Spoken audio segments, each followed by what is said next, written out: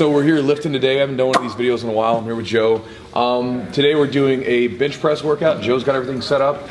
And at some point, so I got these. I literally had these in the gym for 2 years. Well, I've used the blue one. You can see this. I used the blue one a bit, and then I've also got this other camel one. They sent this. So Is there a difference? No, the same size, everything else.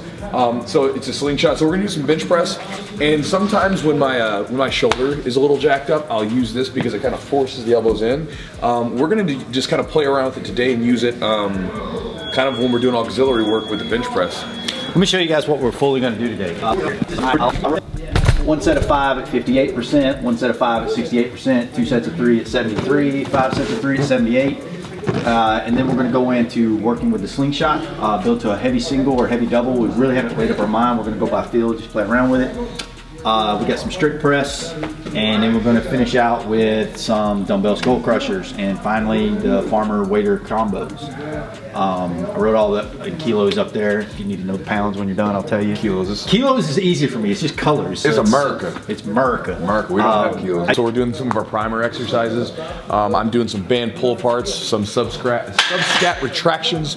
For you guys that have the Grappling Power program already, then you know what those are. For those of you guys that were, because we closed it off early. We had it open for about 2 weeks, so we got so many people. Yeah, we got so many people, so we wanted to kind of keep it relatively small because we were running through it for the first time, and we closed it off. But we're reopening it on October the 25th. That'll be on a Friday. I like to do everything on Fridays.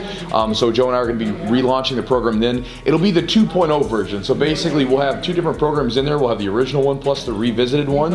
And again, with this program, it's basically we've used it. The students here have used it. We've had people online use it, and we've taken all that information to try to make it as streamlined as possible and as easy as possible for someone to follow, and also to make sure that it supports your jiu-jitsu, but doesn't actually take away from it, because it's meant just to complement it. Right. To complement the program. Well, or complement your jiu-jitsu. Right. Well, you don't want to go into the gym and start lifting weights and then have a situation where you're so beat up that you can't actually train. The idea is that you want to be strong, because again, there's all kinds of theories on this stuff.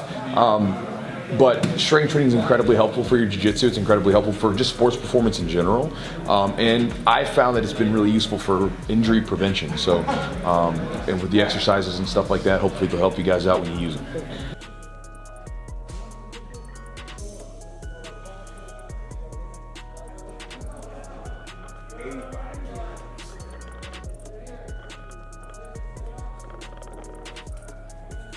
One of the things that we ran into with a lot of the programs is, let's say your first set was 70%. Guys were they were literally starting at 70% of their max. Let's just say it was 100 pounds. They were literally just throwing on 70 pounds and going. It's not what it is. In the program, we have the working sets. That's where it's like, well, I have written up there, the 1x5, 1x5, 2x3, 5x3. Those are working sets.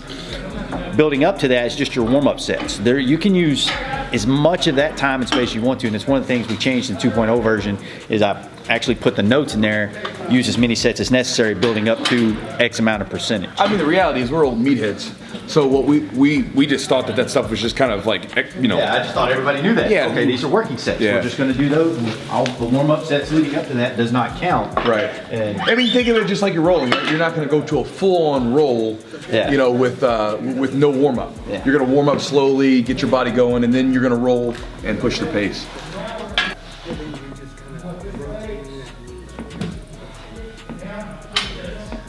Things we cover in depth. Tons of shoulder pains. We did full videos on the primer and the actual setup and the stabilization of the setup. And initially in the first, it wasn't even in the first week or first couple weeks. It was in the first week. We had people automatically just telling us like how much the primer and learning how to set up. You take things for granted in the world of weightlifting, like, oh, well, everybody knows how to do this. Everybody knows how to do this. But yet we found out real quick how many people were like, oh my God, there's technique in a bench press? You mean I don't just like get under and move a barbell? Just things we took for granted. Greens and reds. I'm learning, it's like colors. Yeah, notice that's literally how I'm telling you, like green, red, blah, blah, blah. I feel like I'm playing with like kids' toys. Like little blocks and stuff.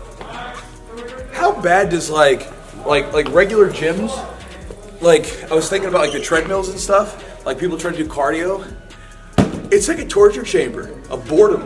Oh, right? Like, yeah, it is. Like, have you ever seen someone when they lift weight, or not lift weights, but when they're in the cardio theater? Yeah. Like, they try to doll it up. Oh, it's so cool. It's a cardio theater. They have to, 'cause it's so boring. It's so boring. But that's also what migrates a lot of guys to jiu-jitsu. Well, that's what I was saying. Like boxing, jiu-jitsu, even the strength conditioning stuff that we have in here. Like, it's not boring. Yeah. Like, you actually It's enjoy. active. Well, you're active and you're learning something and you're doing something fun with a group. Like sitting on a treadmill and walking.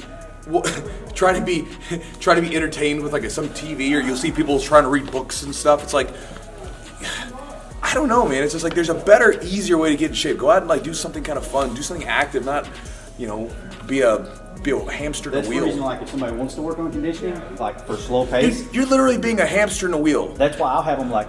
If you think about I how never thought much about time white belt I've collected in 1 year: broken finger, broken rib, a tear, a torn ankle ligaments, messed up finger joints throughout the day, and a tweaked shoulder. Yeah, how old is this dude? He doesn't say. Man. I feel like injuries are adding up. I wonder if doing BJJ in long term will lead to the feeling like my entire body's messed up with pain in all sorts of places on a daily basis. It could. It sounds to me like he's in a gym that doesn't methodically. It sounds like they're just rolling and training hard every day. Well, I mean, I could be wrong. But that's also on the person, though, because even if you have people around you trying to be easy, like guys will sometimes try to go too hard. I think that's a big problem for most people, like, especially when they're trained. Like, here's what happens, I think.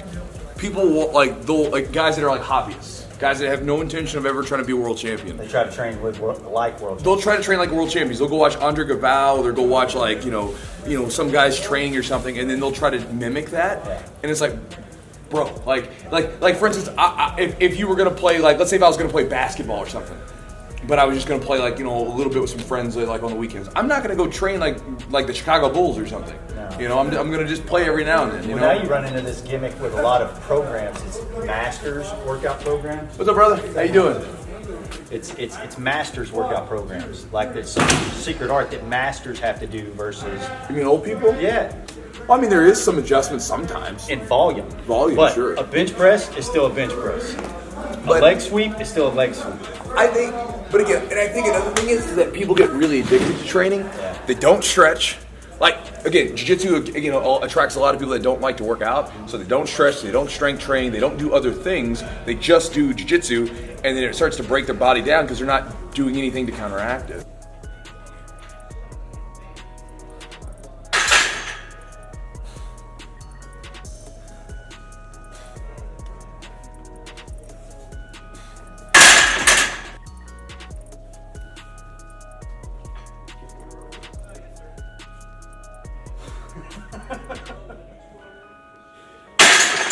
I've never laughed under that weight. Leg extensions actually hurt my knees worse. Like, just this motion of doing this, like, didn't feel good. So no kidding. I used to be I was kind of getting away from squatting for a long time because my legs hurt. Like, they were, my knees were banged up and stuff. And I could train jiu-jitsu, but then when I would squat under load, it would hurt. But a lot of it was there were some muscular imbalances. So I started doing, and I'm not trying to be like a big, like, oh, you need to go do this program or go do whatever you want to do.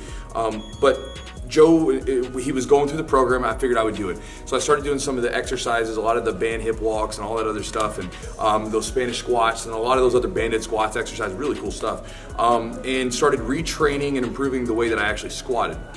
Maybe we'll do a squat video one time for the channel.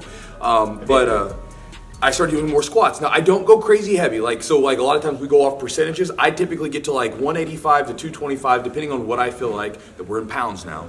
And I just sit there and do reps. And I just do reps of that to keep that squat alive, and I'll do a bunch of auxiliary stuff, RDLs, things like that. And what I found is, and this is like, no bullshit, as I've squatted with better form more often, strengthened up a lot of other weaker muscles, my knees don't hurt. You had to assess the issue, Right. Work on the issue before moving into just squatting. Right, and so I took some time off from squatting with weight, did a lot of basic banded squats, body weight squats, and then got back into it. Literally, this is no kidding, I had a click in my knee. I would walk up steps and hear this click, click, click, click, click in my knee.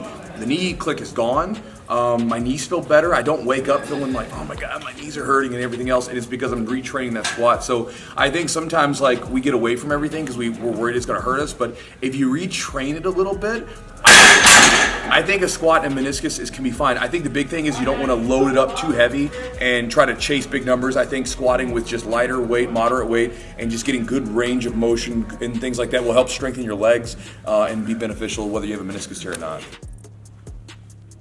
Big weight.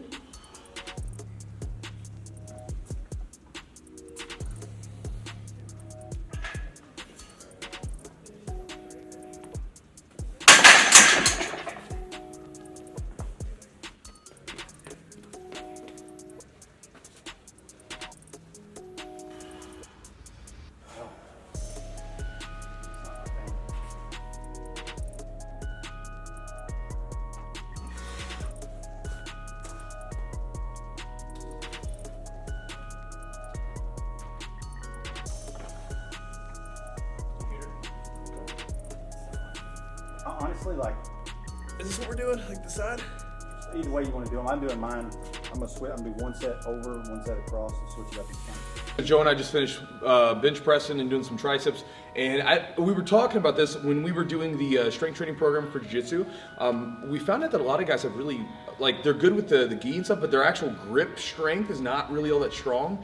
And then you One were of the most common questions you get is improving grip strength. Yeah, I always get questions about grip strength because we know that it translates to actually holding a gi. Yeah. But one of the things like Joe was doing is he had people doing dead hangs. And just like their body weight. Right, and some people were having trouble holding a dead hang for like 10 to 20 seconds. And so I don't know why we thought about it, but we thought that we would just do a dead hang challenge with each other. I'm gonna get crushed. But in the There's no way I keep up with it. In the re-released version of the Grappling Power program, I know this is like a shameless plug, but I get a lot of questions from it because we closed it down and a lot of people sent me messages like, bro, when is it gonna be open again? When is it gonna be open again? October 25th. But we're gonna see who can hold the dead hang the longest. Joe thinks I'm gonna be able to do it because of my stupid grip strength. I don't know that for a fact because sometimes Joe he ends up being really, really strong. And so, I mean, he's a big monster, so. I'm heavier. Oh, like by a pound or two. I'm 226 right now. I'm 215, so I mean. So I gotta hold 11 pounds. Yeah, but you got shorter arms. What does that got to do with hanging? Because you don't have as much arm to hold. It's like,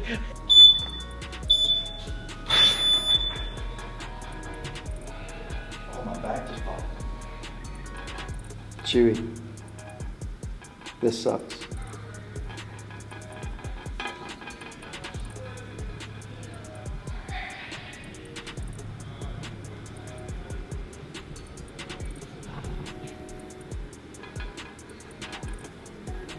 look at my balls.